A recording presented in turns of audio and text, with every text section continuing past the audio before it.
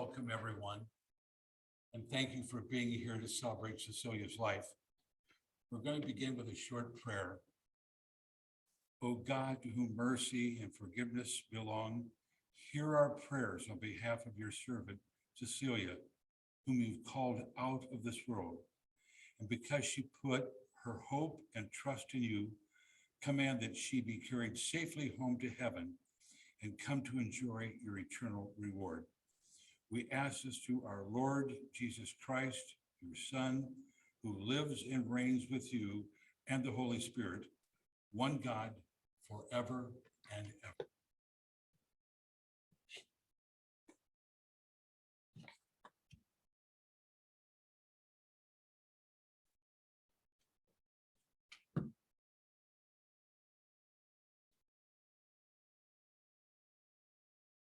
So again, I'd like to thank everybody for joining us. I don't have too much formally prepared, but I would like to read a poem on St. Cecilia's Day of my mom's namesake. My mother was named after St. Cecilia, and I believe she lived a life that would have made her proud, granting kindness and gratitude. So I will read this poem, My Song for St. Cecilia's Day by John Dryden. From harmony, from heavenly harmony, this universal frame began, when nature underneath a heap of jarring atoms lay, and could not heave her head. The tuneful voice was heard from high, arise ye more than dead. Then cold and hot and moist and dry, in order to their stations leap, and music's power obey. From harmony, from heavenly harmony, this universal frame began. From harmony to harmony, through the compass of the notes it ran. The dispassion closing full in man, when passion cannot music raise and quell, when Jubal struck the chorded shell, his listening brethren stood around, and wondering on their faces fell, to worship that celestial sound. Less than the God they thought there could not dwell, within the hollow of that shell, that spoke so sweetly and so well. What passion cannot music raise and quell? The trumpet's loud clangor excites us to arms. With shrill notes of anger and mortal alarms, the double, double, double beat of the thundering drum. Cries hark, the foes come, charge, charge, 'tis too late to retreat. The soft complaining flute in dying notes discovers the woes of hopeless lovers, whose dirge is whispered by the warbling lute. Sharp violins proclaim their jealous pangs and desperation, fury frantic indignation. Depth of pains and height of passion for the fair disdainful dame. But oh, what art can teach, what human voice can reach the sacred organ's praise. Notes inspiring holy love, notes that wing their heavenly ways to mend the choirs above. Orpheus could not lead the savage race. The trees unrooted left their place, Sequarius of the lyre. But bright Cecilia raised the wonder higher, when to her organ vocal breath was given. An angel heard and straight appeared, mistaking her earth for heaven. From the power of sacred lays, the spheres began to move, and sung the great Creator's praise. To all blessed above, so in the last and dreadful hour, this crumbling pageant shall devour. The trumpet shall be heard on high, the dead shall live and the living die, and music shall untune the sky. Thank you again for joining us, everybody, for the passing of Cecilia Lauer, my mother. I couldn't have asked for a more beautiful person to have been my mother. It's easy to say that without her, I would never have been who I am today. She supported me from a very young age in my creative endeavors and helped put me through all of my education and was wildly supportive since I was a child. But that isn't what made her a beautiful mother. It was not once in my difficult upbringing did I ever feel unloved. I never came home feeling unloved. And not many can say that. But even in the most dire situations, she knew that, or I knew that she was going to be there for me, and she was. Unfortunately, in this last year of her life, she fell ill, and I spent a lot of time with her and fighting this disease, and she found ways to smile even throughout this really troubling time, through the pandemic, through her disease. And we would even hear stories of her in the ICU and in the doctor's offices, just cracking jokes and make people laugh. When I was in the ICU for the last time I would see her, all of the staff and nurses told me how much she would make them smile. She would just wave to them and do everything she could to make them feel comfortable and feel supported. And in the last time I got to speak with her was over the phone, and all she could tell me and ask of me was to feel better because I had the flu at that moment. So she's in the hospital and she is sick as a dog, and all she could tell me was to feel better and talk to me later because she was just worried about me having the flu. And that is kind of her to a T. She would deny any help on Thanksgiving. So I had to force my hand into the kitchen as much as I can, or at least at the table, because the last thing she ever wanted from anybody was to feel troubled. So she always wanted to give herself 110% to everyone around.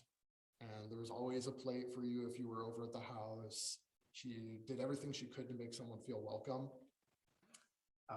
And she was a really fun person in that I learned a lot of my lessons on how important play was, not from books or anything like that, was just from her, reading stories to me when I was a young age, letting me explore and more than often hurt myself.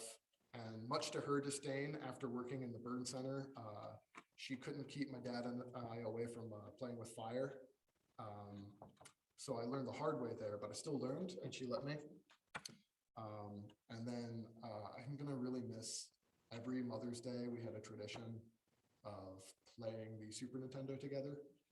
Her two favorite games were Super Mario World and Donkey Kong Country, and she was terrible at both of them. But it was always a wonderful tradition for us to just spend some time together playing those games. And I'm gonna really miss that. I'm going to miss her missing the joke and still laughing anyway. And I'm definitely going to miss her laugh, which I will never stop quoting. Stop it, stop it. I will never stop missing that, and all of the love and joy she brought into the world. I don't think anyone could deny that somehow she had an infectious charm.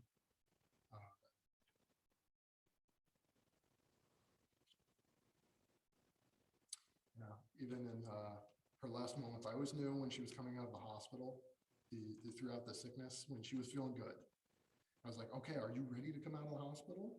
And I knew she was ready when she would immediately start cracking jokes about some of the hospital patients and things like that. And I was, okay, yeah, you're good to go. You know, if you can laugh, you can go home. And I will always remember her as a person of unending joy and just endless smiles. And so next up, I'd like to call her sister, Valerie.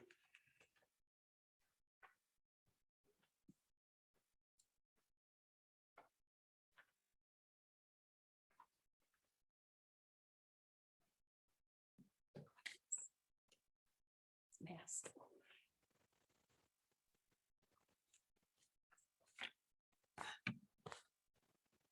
Sisters, sisters. There were never such devoted sisters. all kinds of weather. We stick together. The same in the rain or sun. Two different faces, but in tight places. We think and we act as one. Those are some of the words from the Sister Sisters Act from White Christmas. It was one of Ceci's favorites. She would sing this song all the time. And it wasn't unusual for her to break into this song, especially during some of our vacation adventures, and there were many. Arizona, Las Vegas, New York City, Key West, and they were always an adventure, especially with Ceci. Also on birthdays, it wasn't unusual for her to call and either sing happy birthday, the traditional happy birthday, or play a recording of the Beatles, You Say It's Your Birthday. And it wasn't just a portion of these songs, it was the entire song. And I'm sure there's others here who would get those same calls on their birthdays. And Ceci loved her music, especially the numbers band. I remember going with her to see them way back in the 80s. We'd go to downtown Kent to Mother's Junction. Every time they were playing, we had to go. And then when they started playing at the Akron Art Museum, the Thursday concerts, we would go. In fact, we were just there a couple years ago. And then anytime we had a party, it just had to have a theme. It couldn't just be a normal party. Like after my first marriage ended, she wanted to have a divorce party for me. And it's not only a divorce party, let's make it a hat party. Everybody has to wear their favorite hat. That was Ceci's idea. We got out all my mother's old hats, and then I remember my Uncle Steve, he showed up in a big clown's hat. My Aunt Joanne, she showed up in a wedding veil. How fitting is that for a divorce party? And then of course, with every party, you have to have the right music. So Ceci would spend hours, she'd be up all night putting together these cassette tapes, remember those? Of all this music. So of course, for a divorce party, there was Liar, Liar, Pat Benatar, Hit Me With Your Best Shot, all those songs. She'd always put those all together. So many stories. And then she always looked for fun in every event or situation. Like way back when my brother Kenny, he was moving to Florida, and we decided, Ceci and I were sharing an apartment, and we decided to have our niece Tiffany and our nephew Nick, they were I think 5 and 3 at the time, over for a sleepover. So it's just not going to be a normal sleepover for Ceci. It's like, let's have a picnic. Doesn't matter that it's 40 degrees outside. We'll just do it in the living room. And so we'd get a blanket and make sandwiches, and we'd have a picnic. But that it doesn't even stop there. Let's make it a dress-up picnic. So we get out all these clothes. And little Nick, he was Rambo. Tiffany was a bride. It was just always a good time with Ceci. And Ceci was my big sister. She was 7 years older than me, and I was that pesky little sister that always wanted to follow her around with her friends. And I know it irritated her, but I remember once I was about 5, and I was determined to go with her and Cindy Hoover to the library. They were going to walk to the library, and I was going to go with them. So on the way, of course, I trip and I fall. I get a little scratch on my knee, and so Ceci had to carry me the whole way. And so sorry, Ceci. Sorry for that. But she did get me back. There was one day she told me, and she knew how terrified I was of spiders. So one day she said, and we shared a room growing up, and she said, I woke up in the middle of the night last night, and there was a spider on your nose. And so for the next month, I slept with the covers over my head. And growing up, I learned so much from Ceci. I especially learned how not to get caught. Because Ceci got caught at everything she did. And so I took note of this and I learned from it. Ceci skipped school, busted. Parents are waiting for her when she gets home, asking her how her day at school was. And you could just tell that she was making up the story. Ceci says, "Oh, I'm going to my friend's house and we're going to study." Well, a whole carload that she fit in my parents' Volkswagen bus, remember those? Fit all these people in the bus and they go to Cleveland from Kent to a concert. Busted again, because my dad, knowing Ceci, he checked the speedometer anytime she took the car. And so, and then smoking in the bathroom. Come on, you take a 2-hour bath when everyone's home and you open the door and of course it's gonna smell like smoke, right? So, and it doesn't help that she had a sister that said, "Mom, Ceci's smoking in the bathroom." So I learned from her. I never got caught. So many stories, so many memories. And I love you. And we'll miss you, sister.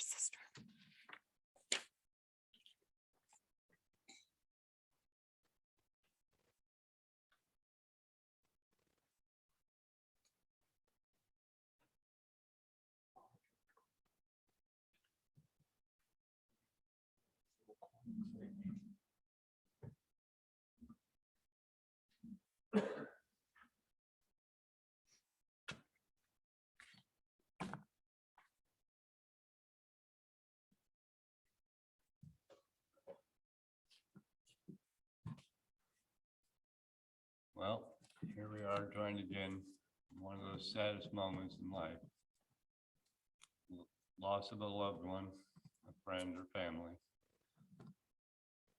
We've all seemingly been here too often, and unfortunately we'll be here again. One thing that seems to make Ceci's passing sadder and untimely was that she only got to retire after she was sick and therefore robbed of her golden years.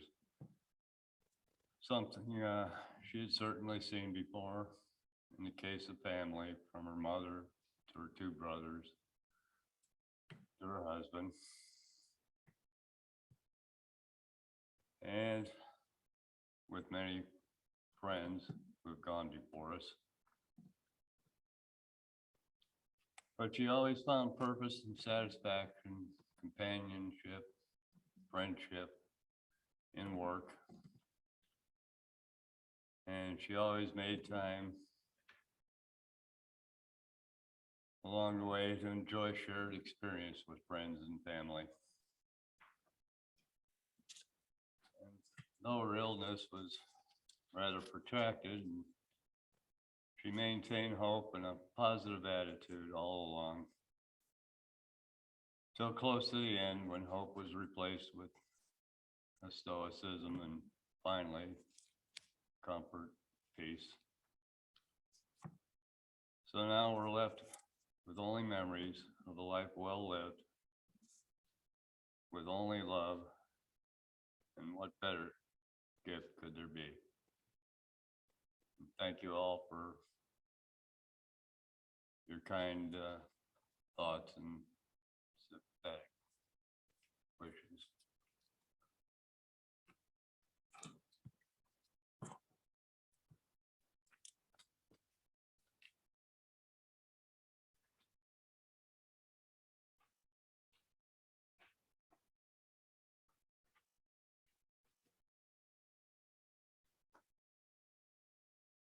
At this time, if there's anybody else who is here with the service who would like to come up and share a story of my my mother Cecilia, you are welcome to come up.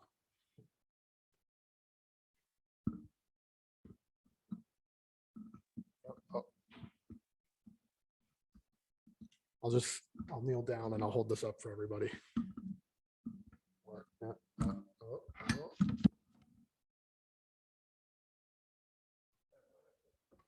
I would like to thank Mom for my college degree, really putting it to use here today.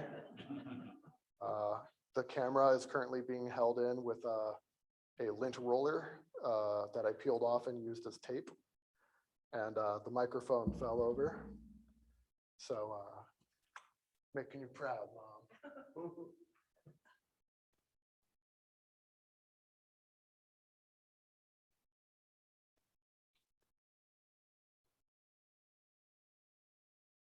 Yeah, I'd like to say something.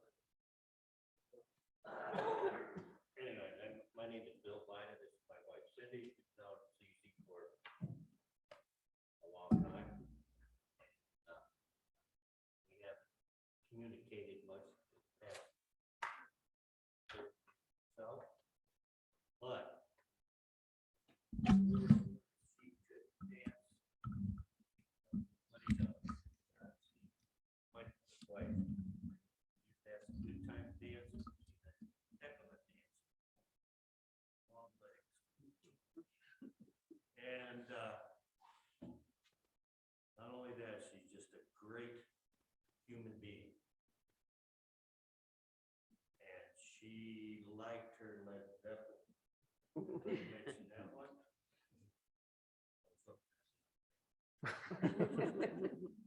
But to Ceci, I miss you. I knew her as the sister I never had back in 68, 69. And I'd go in there and talk to her about stuff and when I was dating my wife. And she always put things pretty simply, and I got an idea of what to do. And we went to a lot of parties with her boyfriend. And then things happen and you don't see people.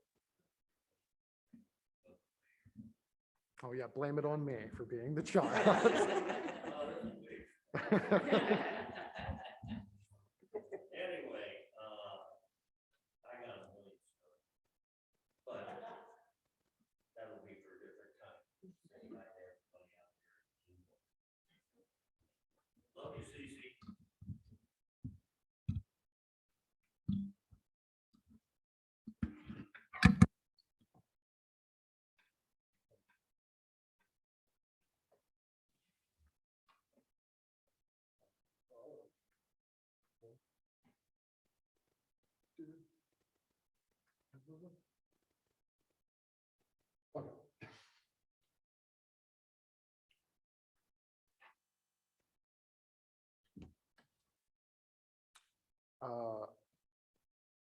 I think I'd just like to, for some reason, invasive thought, a story was, she was really good at finding the weirdest ways to embarrass me.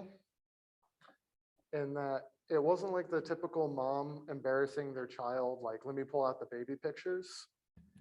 It was, I'm going to go to your high school and dress up like a crash test dummy and talk to a bunch of people about seatbelt safety with you in the car next to me. You can take a nap, don't worry about it. And asking some of the oddest questions when I would bring a date home. Most I can't bring up right now. But she was never afraid to talk about anything, which was a wonderful gift. In that there was never a subject that was ever approached taboo. And what was nice about that is it imprinted on me a sense of just doing the right thing without ever thinking about why. I remember learning what a homosexual person was and thinking nothing of it someone in my school told me like, oh, but he's this. I was like, okay. Because my mom never shied away and she just talked about everybody as they were normal people.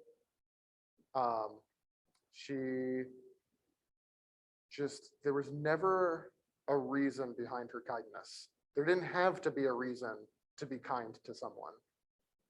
And so I never think about why I should be kind to someone. I just do, because that is what she did and what she imparted on me.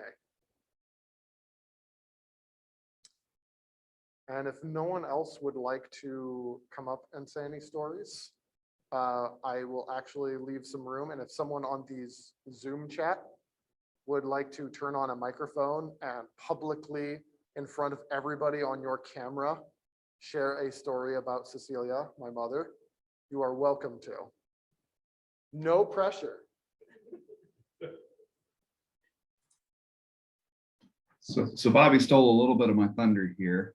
I was going to tell the crash test dummy story. Mine's a little bit different than his. I had recently started driving, and I knew nothing about the program that Ceci was going out to volunteer at the schools and encourage young drivers to wear their seatbelts. And she knew that I did not know that. So as I was pulling into the parking lot, all I knew that was traffic was going especially slow into the parking lot that day. And she was passing out candy to the different, drivers and thanking them for their seatbelts. I kind of figured out from the car in front of me what was going on, but I didn't know who was in the costume.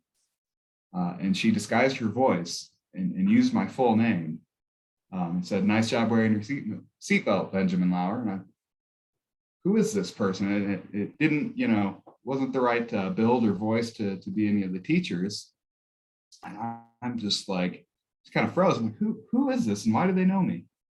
And she kept her voice disguised and asked if I knew and let me go through an embarrassingly high amount of incorrect guesses before she finally, told me it was her. And we had a good laugh about it.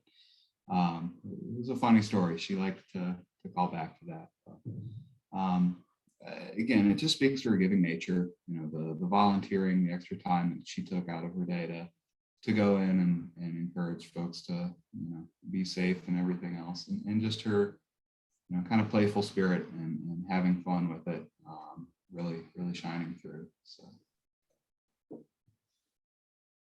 that's my story. I'm gonna miss her. I know we all are. On Ben's story, in that she liked to play games like that. I don't know if this was always true. She enjoyed trying to pull pranks, but was the worst at them, at least in my experience. I don't know if she was as terrible as she was at getting caught and everything as a child, but I remember my brother teaching me to drive and us coming home. And what we didn't know is that Derrik had also come home that day. He had stopped over while we were out. And so my mom asks my brother, "I'm having trouble with my computer. Do you think you could help me?" Ben's thinking, oh, why not just ask Bobby? Why me? The reason was she asked Derrik to jump out and scare Ben when he walked in the door. Derrik jumped out and he tried to scare Ben, but mom walked in first. And full well knowing what was going to be there, she still was the one who got scared. And Ben just said, "Hi, Derrik." The number of times she would try to pull a joke on me only to end up joking on herself or just missing the mark entirely usually made the whole experience a lot more fun. So I will definitely miss her having fun, but being bad at it.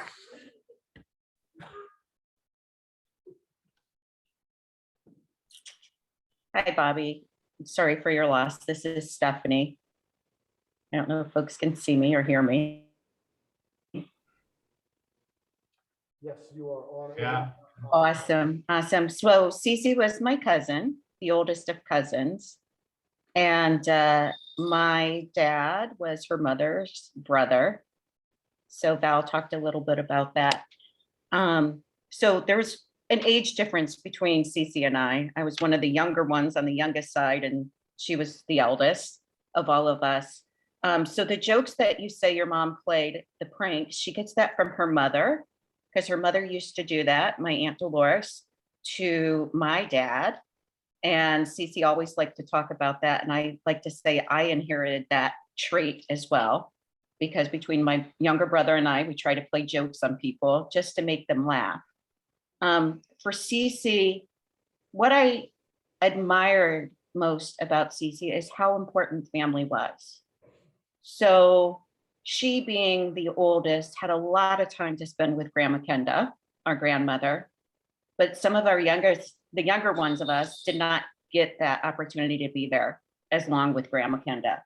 And Ceci always made sure she posted stories. You've probably seen lots of family pictures and lots of stories about growing up and with our grandmother and things we ate that were important and foods. And Ceci brought that to the younger ones of us as well, to remind us how important family, how important where we came from was, and to give us those memories that she had that we weren't blessed to have as many with those. So we'll totally miss those from Ceci's Facebook and seeing that. And, Val, you're right. Sisters are the best. And so sorry for your loss as well.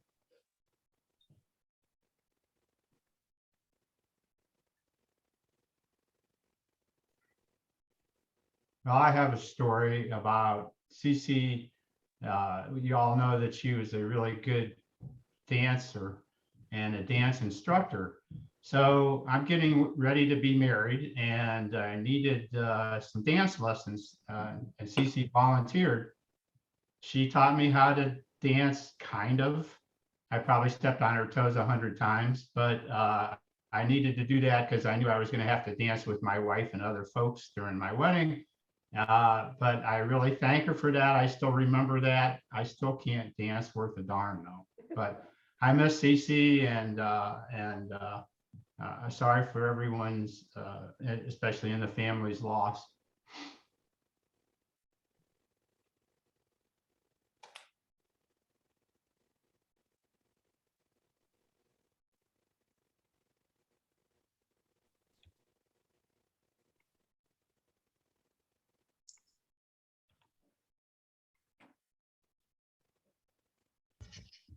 Hi, my name's Ann Moss, and I had the privilege of working with Ceci at Akron Children's Hospital.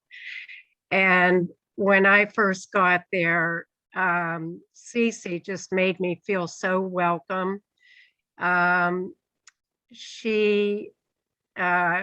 We worked together in the trauma department. She knew the trauma registry inside and out, and I really did not know that very well. I had come from another trauma center, but I didn't really use that too much. She taught me so much. I would go to her with all of these silly questions, and she had the patience of Job to just sit with me and explain everything to me. And she was so passionate about her work, and just so diligent. Everything she did, she just took pride in her work, and she just did an amazing job. Everything she did, she did her very best and just really did an amazing job. She took her time with it. And she worked with, many of the doctors in the hospital running reports. I just can't say enough about working with Ceci. She was my right-hand man. She really was. She was just great. And I know she worked in a lot of other departments, the burn center. So many people in the organization knew her. We had employee numbers in the hospital, and mine was like a 5-digit number. Hers was three digits. So I knew she had been there for over 40 years. So I'm going to miss her. I talked to her right before Christmas. She sounded so good. It's just hard to believe. My condolences to all of you guys. She was a great lady. Just can't say enough nice things about her. We're all going to miss her.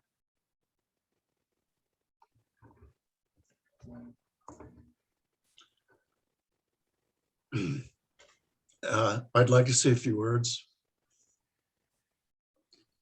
about Ceci. Can everybody hear me? Yep, we can hear you. Okay. I knew Ceci from two different directions. One direction was from hanging around the Lauers and the Bynens and Bruce and Chuck and that gang. And then I also knew her from work because we both worked at Children's. And I swear sometimes I would go to one of the units in the hospital and she'd be there. And then I'd go to another unit and she would be there too. And she was all over the place, like Ann said.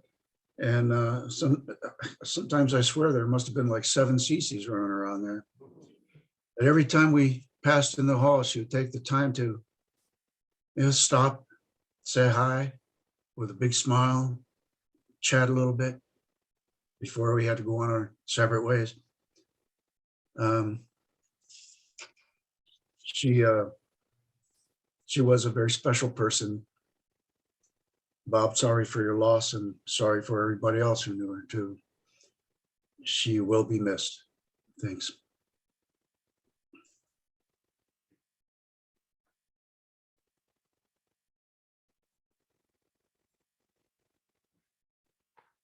How fortunate all of you are to have known someone like Cecilia. Just the comments made that I've listened, I've never had the fortune to know her, but she will be sadly missed. But one thing that you all can share is all these beautiful memories that you have of her. With that, I'd like to just say a few more things here, and then we'll conclude. Before we go our separate ways, let us take leave of our sister. May our farewell express our affection for her. May it ease our sadness and strengthen our hope.